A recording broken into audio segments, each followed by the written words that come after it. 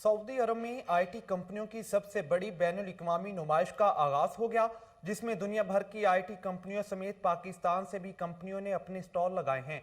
Lieutenant general retired Bilal Akbar ने पाकिस्तानी कंपनियों के स्टॉल्स का जायजा लिया।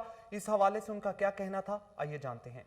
एक अच्छी अपॉर्चुनिटी है कि पाकिस्तान को अच्छे से रिप्रेजेंट करें। हम जो सर्विसेज प्रोडक्ट यहाँ की डिजिटलाइजेशन के लिए हम सपोर्ट कर सकते हैं, बहुत अच्छा मौका है पाकिस्तानियों के लिए।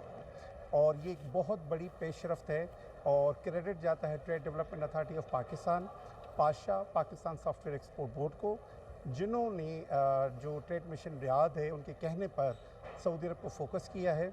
सऊदी विजन जो है 2030 और जो आप लोग नाम सुनते हैं नियोम, कितिया और जितने बड़े बड़े प्रोजेक्ट्स हैं, यहाँ पर जो 90% बिज़नेस है आईटी से मुतल्लिक, वो हमारे पड़ोसी ममालिक ले जाते हैं।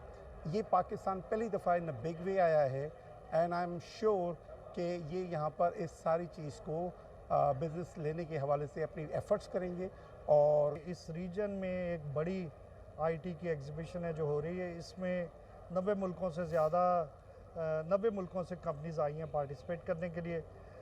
पाकिस्तान से ये TDAP और पाकिस्तान सॉफ्टवेयर एक्सपोर्ट बोर्ड और पाशा, इन्होंने इसको कंपनीज़ को इकट्ठा किया और इधर हमारी तरफ भिजवाया। यहाँ पे पाकिस्तान से 25 कंपनीज़ हैं और 15 स्टार्टअप्स हैं जो इधर आए हैं और अच्छी बड़ा हमारा स्टॉल है इधर, 3 बड़े स्टॉल्स में से एक है।